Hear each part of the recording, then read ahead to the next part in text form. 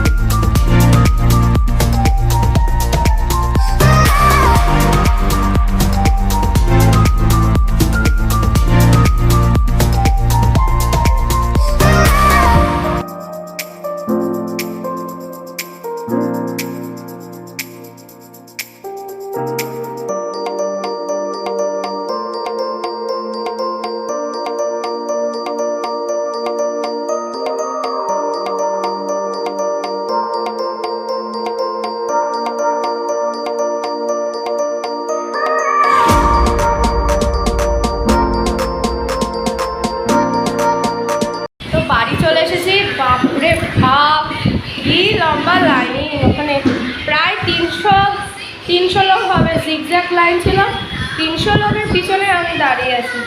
তারপরে প্রায় 1 ঘন্টা, ওখানে হচ্ছে তোমার 1 ঘন্টা অন্তর অঞ্জলি দেওয়া হয়। তো আমি গিয়েই অঞ্জলিটা দেওয়ার সময় হয়ে গেছে, অঞ্জলিটা দিয়ে নিয়েছি। এবার 8:20 থেকে লাইনে দাঁড়িয়ে আছি। বাপরে বাপ, সে 9:45 লাইন শেষ হলো, মানে আমার লাইনটা আর কি কমপ্লিট হলো 9:45। ধরো বাড়ি এসেছি, এখন ঘড়িতে বাজে 10:30। তো মা টিফিন করেছে পরোটা আর হচ্ছে আলু ভাজা। তো আজকে তো আমি ভাত খাবো না, কাকানো খাবো। এখন খাই, প্রচণ্ড গরম। সকালবেলা অতটা রোদ লাগেনি, অতটা কিছু লাগেনি, মানে রোদ ছিল, অতটা গরম লাগেনি। আর ওখানে ফ্যান প্রচুর। যে পুজোটা দেওয়া কমপ্লিট হয়েছে, বাপরে বাপ, যত বেলা বাড়ছে ওখানে ভিড়ও বেড়ে চলেছে। তো চলো টিফিনটা করে নি, বাবা শান্তি, একটা মনের শান্তি হলো পুজোটা দিয়ে। তো আজকে তো দুপুরে ভাত খাওয়া নেই, তো মা এই যে ডালিয়া দিয়ে খিচুড়ি করে দিয়েছে, আলু টালু দিয়ে, যেরকম খিচুড়ি করে আর কি, আর মটর ডাল দিয়ে করেছে, আর এটা হচ্ছে বেগুনি। চলো খেয়ে নিই, দারুণ হয়েছে। এদিকে নিম ফুলের মধু হচ্ছে, কটা বাজে? এই যে 8:15 বাজে, নিম ফুলের মধু হচ্ছে। এই যে আমাদের কাঁঠালগুলো অন্ধকারে রাখা হচ্ছে, কারণ প্রচণ্ড গরম পড়েছে। তো মা এই যে সন্ধেবেলা আজকে খাবার দিয়েছে, দই চিড়ে মুড়ি সব মেখে দিয়েছে, এটাই এখন খাবো। গরমে এইসবই খেতে ভালো লাগে। এই দেখো চাটু গরম করে এনেছে মা, এবার এই চাটু গরমে এই যে কাপড় বসিয়ে ঘাড়ে দিচ্ছি, প্রচণ্ড ঘাড় যন্ত্রণা করছে আমার, সে দুপুরবেলার থেকে ঘাড় ব্যথা করছে। এখন ঘড়িতে 11:15 বাজে, আর এই যে মা খেতে দিয়েছে, এখানে রুটি আছে, বেগুন ভাজা। তো এটাই হবে আজকে রাতের খাবার। চলো খেয়ে নিই।